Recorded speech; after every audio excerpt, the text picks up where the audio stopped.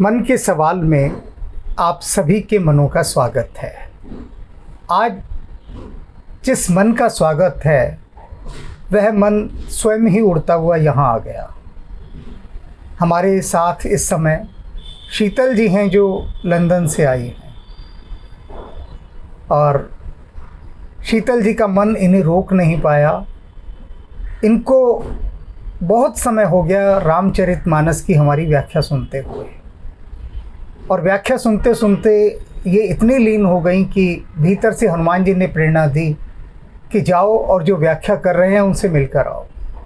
अब ये कोई साधारण घटना नहीं है कि कोई लंदन से सीधा मुझसे मिलने आए। मैं किसी को मिलने का समय नहीं देता। जो लोग जानते हैं मुझे, उन्हें पता है उनको बरसों बरस हो जाते हैं, लेकिन मिलने का समय नहीं मिल पाता, क्योंकि मुझे अपना एकांत बहुत प्रिय है। लेकिन उसके साथ साथ मुझे भावना भी देखनी होती है।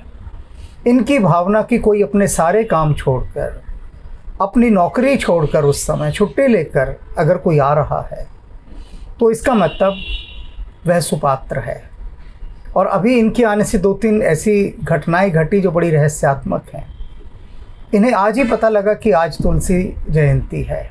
इन्हें नहीं मालूम था। ये तो सिर्फ तुलसीदास जी के विषय में कुछ और भीतर की बातें कहने, सुनने, जानने के लिए आई, और ये जानने के लिए कि किस तरह से रामचरितमानस की मेरी ये व्याख्या शुरू हुई। अभी काफ़ी देर बात होती रही, और जो एक घटना और घटी कि आज इनकी माता जी का जन्मदिन है। माता जी अब नहीं है इस दुनिया में, लेकिन एक बड़ी जो संयोगात्मक और रहस्यात्मक घटना घटी कि मैं जहाँ गया हुआ था, वहाँ जब चलने लगा तो वहाँ का जो कैंटीन का एक लड़का था वो आया और कहने लगा, आज हमारी कैंटीन में बहुत अच्छे दही बल्ले बने हैं, आप ले जाइए। तो मैंने कहा, भाई मैं नहीं ले जाऊँगा, मुझे क्या करना। उसने दोबारा कहा, नहीं आप लेकर जाइए, बहुत अच्छे बने हैं। तो मैंने कहा, मेरी पत्नी बहुत अच्छे बनाती है और मैं ये सब नहीं ले जाऊँगा। फिर उसने तीसरी बार कहा। अब जब तीसरी बार कहा तो मुझे लगा कुछ तो बात है, तो इसका मन रखने के लिए ही ले लो। मैंने ले लिए। अब जब ले लिए तो मैं सोचता रहा कि क्यों लिए मैंने ये। आ गया घर लेकर, और इन्होंने बताया कि आज मेरी माता जी का जन्मदिन है और उन्हें दही भल्ले बहुत अच्छे लगते थे, और मुझे लगा कि ये दही भल्ले जो हैं ये हनुमान जी की प्रेरणा से ही आज यहाँ पर मुझे प्राप्त हुए हैं प्रसाद रूप में। अब ये कितना संयोग है कि और कुछ नहीं, सिर्फ यूं ही। तो कुछ घटनाएं ऐसी होती हैं जो अस्तित्व स्वयं उनका आयोजन करता है। तो आज जब बात तुलसीदास जी की हो रही है इस दिन पर, तो हम इन्हीं से इनके मन का प्रश्न पूछते हैं। ये स्वयं बताएंगी, फिर उस पर कुछ आगे संक्षेप में बात होगी। नमस्ते गुरुजी, आपके मैंने रामचरितमानस का सीरीज़ का अध्ययन करती हूँ। अब तक मैंने 560 एपिसोड्स देख चुकी हूँ, और जैसे मैंने बताया कई एपिसोड्स मैंने 8 बार 10 बार कोई 15 बार देखे हैं। जल्दबाजी नहीं करती हूँ मैं उसको देखने में, लेकिन जब भी मैं कोई भी एक एपिसोड सुनती हूँ, जब तक वो मुझको पूरी तरह से समझ में ना आ जाए या जब तक उसको ग्रहण ना कर लूँ, मैं आगे नहीं बढ़ती हूँ। और मुझको कोई जल्दी नहीं है ख़त्म करने की। लेकिन जैसे जैसे ये पूरा सिलसिला चलता है, तब एक मन में सवाल आता है कि जो तुलसीदास जी है जिन्होंने ये रचना की, उनको कैसे दिखता होगा, उनको कैसे महसूस होता होगा। जब मैं आपका पढ़ के मुझको ऐसा फील होता है तो उन्होंने क्या फील किया होता। तो ये बहुत सारे सवाल मेरे मन में थे, और आज संयोग से हम उस तुलसीदास जी के जन्मदिन पे यहाँ पे है, तो आप उन पे थोड़ा प्रकाश डालें। Thank you. तुलसीदास जी का यदि हम जीवन देखें तो बहुत कष्टों भरा जीवन रहा है। इतने कष्ट कि जिनकी कोई कल्पना भी नहीं कर सकता। जब उनका जन्म हुआ तो ज्योतिषियों ने कहा कि ये उभुक्त मूल नक्षत्र में पैदा हुए हैं, और ऐसी संतान यदि घर में रहती है तो माता पिता के लिए मृत्यु का कारण बनती है। तो उनका त्याग कर दिया गया। अब आप सोचिए, जिसके माता पिता ही अपने बच्चे का त्याग कर दें, फिर उनको किसी दासी ने पाला, उसका भी देहांत हो गया। और तुलसीदास जी का नाम बचपन में राम बोला था। अब ये कुछ नाम ऐसे ही नहीं रख दिए जाते, राम बोला, राम ही उनके भीतर से बोला। और उसके बाद तुलसीदास जी को एक महान सन्यासी ने अपने शरण में लिया, उनको शिक्षित किया। उस समय का जितना भी ज्ञान हो सकता था भारतीय वांग्मय का, वो सारा ज्ञान उनको दिया। उनका विवाह एक विदुषी स्त्री से हुआ।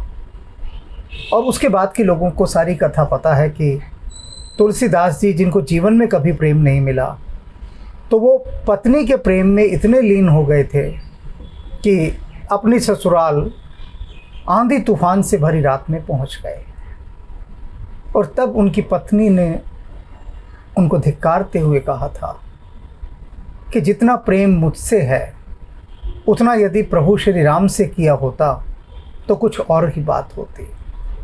अब वहाँ से तुलसीदास जी का जीवन रूपांतरित हो गया।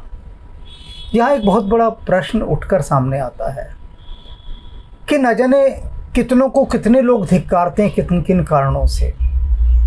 पत्नियाँ भी धिक्कारती हैं, माँ भी धिक्कारती है, और अन्य गुरुजन धिक्कारते हैं। लेकिन धिक्कारने से क्या किसी का जीवन बदल जाता है? कभी नहीं बदला। वो धिक्कार सुन सुन के और अधिक ढीठ हो जाते हैं, किसी को फ़र्क नहीं पड़ता धिक्कारों का। तो तुलसीदास जी पर ही क्यों इसका फ़र्क पड़ा? क्योंकि तुलसीदास जी पूरी तरह से तैयार थे उस नए जगत में जाने के लिए। उनको बस एक धक्के की ज़रूरत थी। जैसे कि पक्षी जो है वो क्या करता है, वो अपने बच्चे को, जो छोटे बच्चे होते हैं घोंसले में, घोंसला तो पूरा पेड़ के ऊपर होता है, कितने कोने पे, तो चिड़िया क्या करती है, चिड़िया माने पक्षी एक तरह से, वो अपने बच्चे को धक्का देती है ऊपर से। बच्चा नीचे गिरना नहीं चाहता, कभी उड़ा नहीं वो, अब वो उड़ेगा कैसे? तो चिड़िया उसे ऊपर से धक्का दे देती है पेड़ के, और जो पेड़ से धक्का दिया तो उसके पंख खुलते हैं मारे घबराहट के। अब जब पंख खुलते हैं तो बना तो वो उड़ने के लिए ही है ना, वो उड़ना शुरू हो जाता है। लेकिन चिड़िया तुरंत जन्म के बाद ही धक्का नहीं दे देती, पहले उसे घोंसले में ही खिलाती है, पालती है, पोसती है, तैयार करती है। और जब चिड़िया का बच्चा तैयार हो जाता है तब चिड़िया उसे धक्का देती है। और ये सभी पक्षियों के साथ होता है, सभी पक्षी अपने अपने बच्चों को घोंसलों से बाहर धक्का देते हैं। यही वो धक्का था जो तुलसीदास जी को लगा। तुलसीदास जी तैयार थे, उनके पंख निकले हुए थे, उड़ने को पूरी तरह से तैयार। अब वो एक धक्का कहाँ से लगता है? तो पत्नी की तरफ से लगा। और फिर वो आ गए राम जी के उस आभा मंडल के अंदर। अब पूरा सिस्टम ऑटो पायलट हो गया, स्वचालित। अब वो कुछ नहीं कर रहे, तुलसीदास जी बीच में से हट गए। पूर्ण रूप से समर्पित होकर उन्होंने श्री हनुमान जी महाराज को अपना आश्रय मान लिया कि यही मेरे आश्रय हैं, यही मेरे सहारे हैं, यही मेरे संबल हैं। मेरी यात्रा तो हनुमान जी के माध्यम से ही हो सकती है, क्योंकि वो जानते थे। तभी उन्होंने कहा ना, राम द्वारे तुम रखवारे, होत न आज्ञा बिन पैसारे। तो जब तक हनुमान जी के पास पसर नहीं जाएंगे हम, क्योंकि राम द्वारे तुम रखवाले, वो तो वही है राम जी के द्वार पर, अनुमति तो वही देंगे, वही राम जी के पास लेकर जाएंगे। अब तुलसीदास जी से हनुमान जी ने विनय पत्रिका की रचना करवाई। विनय पत्रिका की भी व्याख्या हनुमान जी ने हमसे करवाई है। यानी तुलसीदास जी ने जो लिखा वो समझ पाना सरल नहीं है। वह समझ पाना सरल हो। रामचरितमानस में राम जी की जिस दिव्यता का वर्णन उन्होंने किया, उस दिव्यता को जन साधारण कैसे समझेगा? और विशेषकर इस आधुनिक युग में जहाँ पर कि इलेक्ट्रॉनिक गजट्स ज़्यादा हैं, उस युग में लोग भूल चुके हैं ज़्यादातर। तो ये जो नई पीढ़ी है, नई पौध है, ये कैसे समझेगी?